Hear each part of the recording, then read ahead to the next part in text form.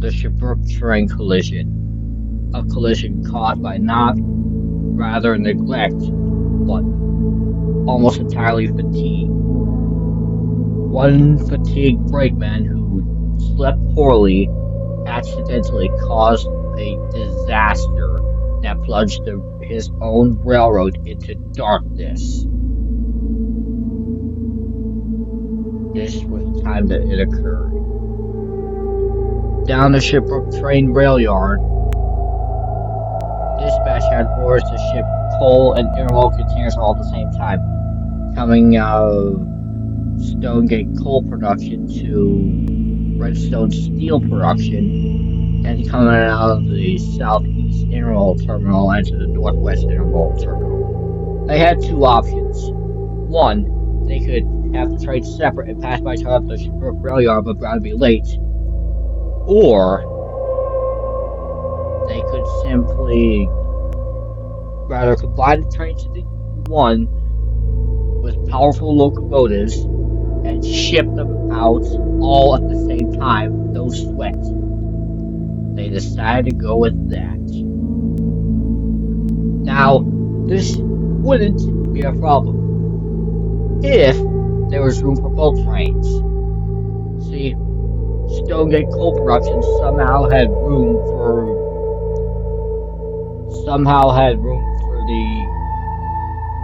both trains to combine to one, but the loader didn't have any clearance for the double stack containers, which is basically stack two containers on top of each other.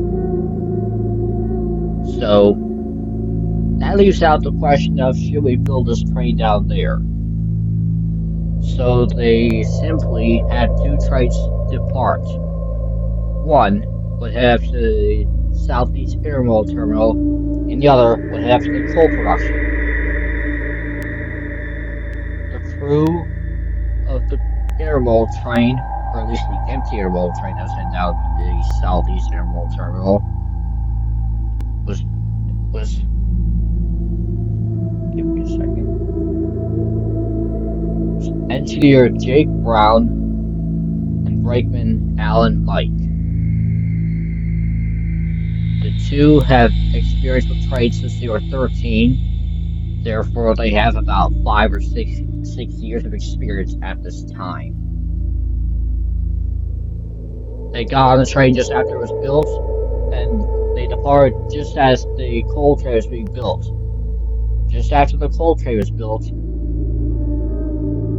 another crew was sent to the rail yard. This is where I come into play. Me and conductor Jason Yellow climbed onto a rather new GEB 39-8, number 3300. So we sit in the rail yard, and then we wait for the green light to depart, not the green line. And just after the intermodal train departed, with 3100 leading the intermodal train, 3300 got the green light to depart, so it left for Stonegate coal production just behind the intermodal train. We passed by the first rail crossing, we sounded our horn, and then we headed through South Shebrook. And then we traversed down the winding line, went by river, and then we could clearly see the intermodal train far ahead, just past the junction. Right after the last car passed over the switch, dispatch had set the points to Stonegate so that way I wouldn't be either on a collision course or be on the wrong track and end up in the wrong place. So, after the points were set, I slowed down the train to about 25 miles an hour, or 40 kilometers an hour, and then we went on the track to Stonegate, went past 2 rail crossings, and then we entered the coal mine siding. We slowed to about 5 miles an hour, and then we loaded up each car. The consist was about 10 2-bay hoppers and 10 3-bay hoppers. The 2-bay hoppers had capacity for about 60 tons of coal. Meanwhile, the Three bay hoppers had a capacity for around 100 tons of coal. This tonnage is later going to be critical in the story. So, anyhow, we load up the train, and then we wait for the signal to get down to the Southeast Intermodal Terminal. Just after the last car at the Southeast Intermodal Terminal was loaded, we got the green light to head down there. Actually, we had about 11 three-bay hoppers. Correction.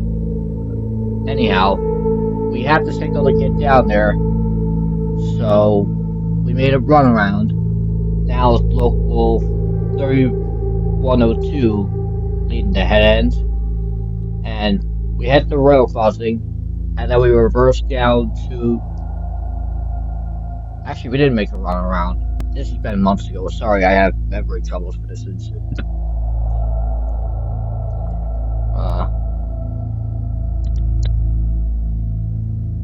We simply backed out of the track, and then the brakeman set the points. This was conductor yellow, but the conductor set the points. Son of a bitch. And then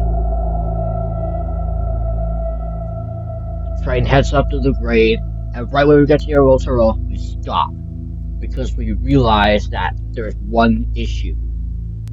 The terminal was rather too small for two trains to rather build up there. So, reluctantly, dispatch sent a trio of GP30s down there.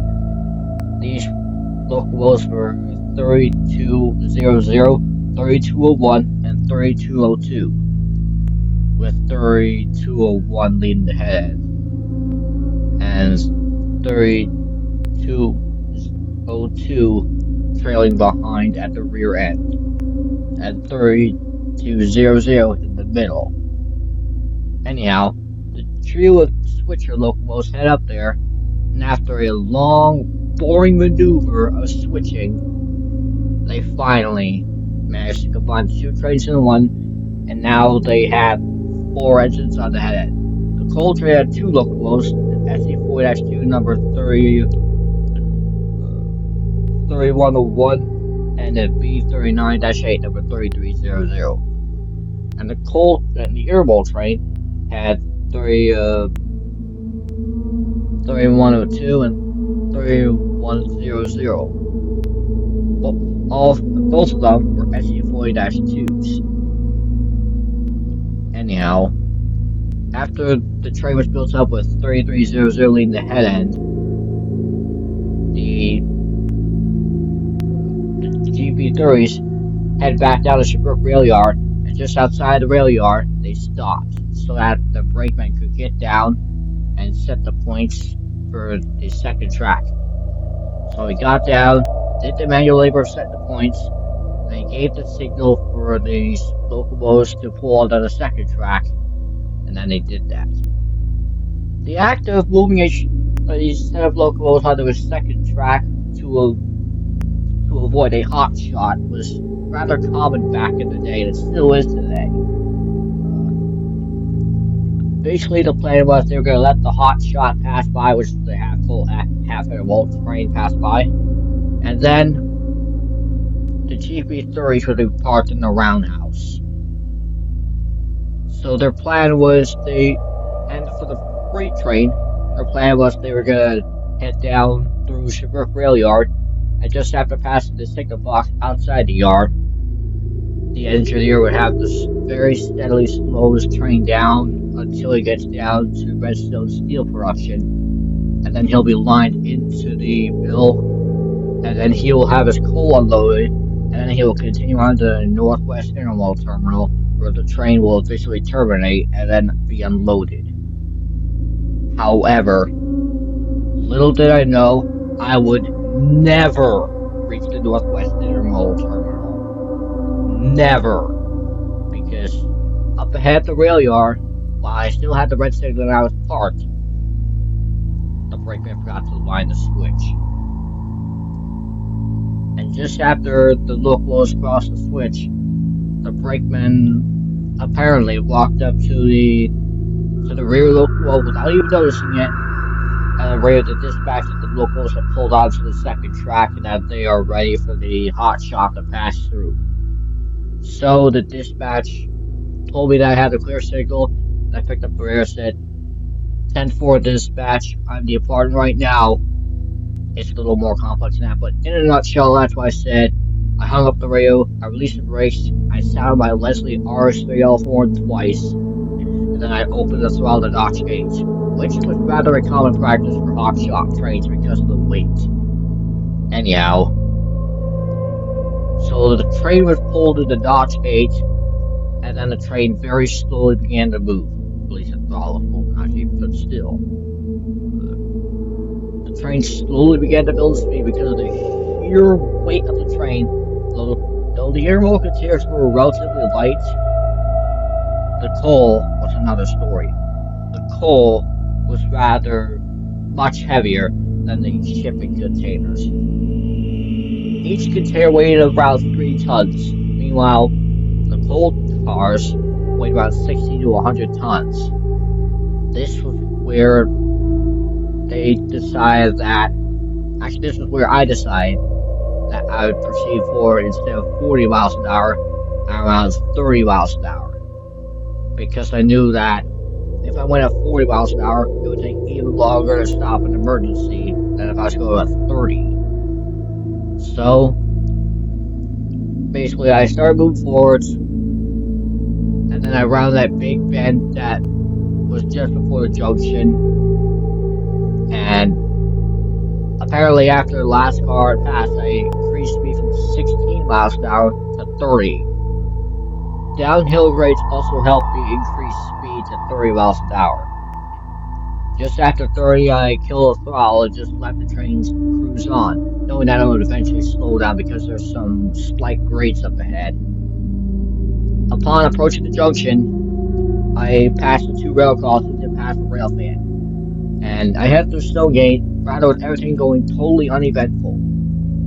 So I made my way up the line at a cautious 30 miles an hour, approached the Big Bend, met up with the river, went alongside the river for at least a quarter of a mile, then we rounded a sharp bend, which is where trains that are going to enter the rail yard are supposed to slow down.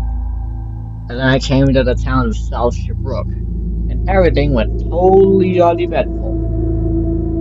And then I approached the south entrance of Shebrook, where trains must be going at 25 miles an hour. Not slowing down at 25 miles an hour, they must be going at 25 miles an hour. I didn't slow down only because I was set to proceed forward at 40 miles an hour, because after all, the hot shot. And, so then I rounded the bend, and then there was a rail crossing up ahead, and that's how I noticed a red signal in the distance.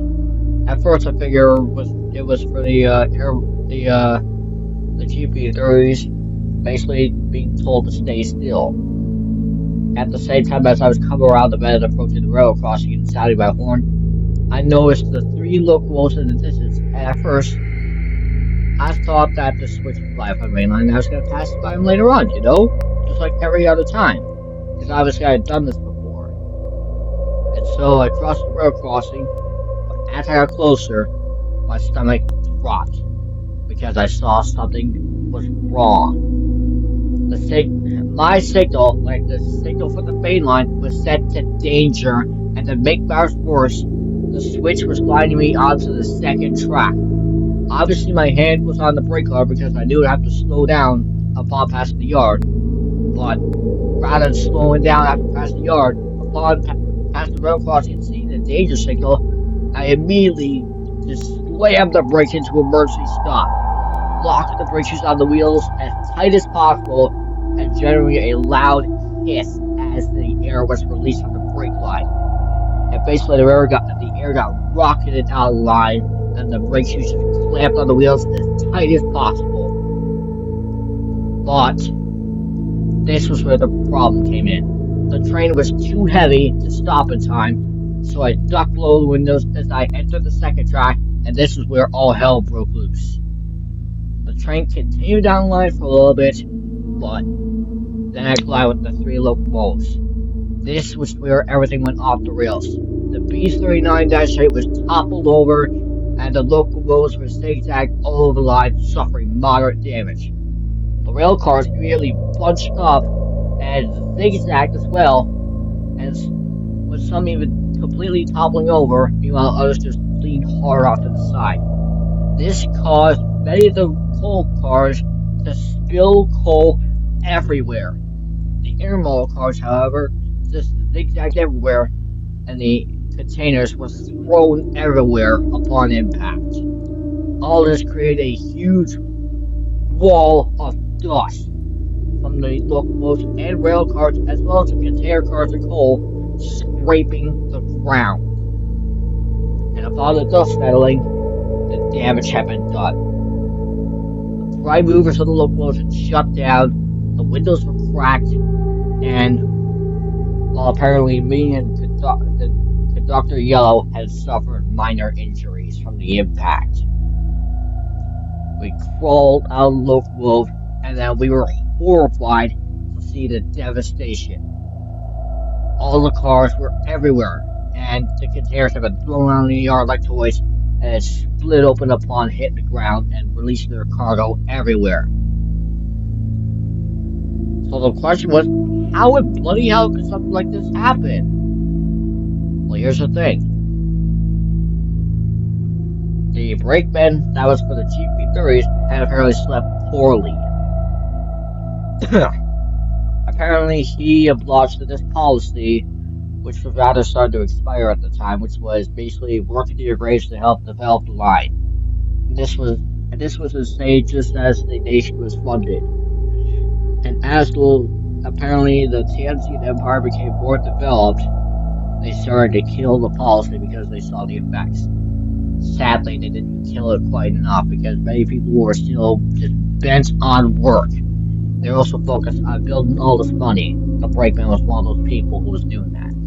So, basically, that happened. The brakeman was so fatigued that they said that he even fell asleep as they were heading back to the rail yard. So he was woken up, then he got down, set the switch, watched the locals go out to the yard, and somehow thought he had reset the switch to the main line. So apparently from interviews, he said that he walked back to the local and assisted on tying down the locals just as I was released from the intermodal terminal and got the green light. Apparently, I also didn't see it coming because I had been down this track numerous times, and aside from a few car versus train collisions, nothing happened.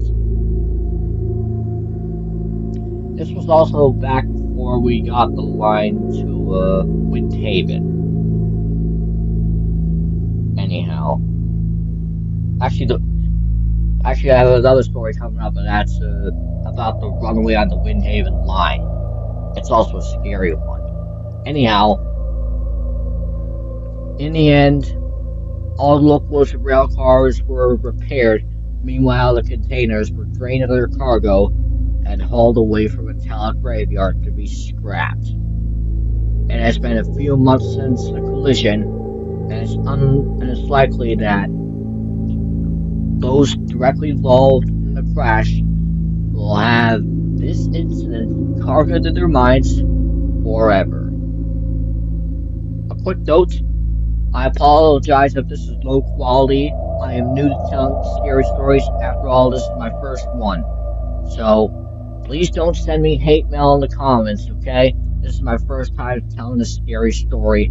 It'll become more developed over time. Just like you grow, you gotta become more developed if you are gonna be better. And in order to develop, you gotta keep going. So as time goes on, these stories will become more and more high quality, but until then, my friends, this is gonna be it. Well, guys, thanks for watching, and have a good day, I suppose. Don't forget to like and subscribe and turn on all notifications so you don't miss out on anything. Well, see you in the next one, folks. Peace.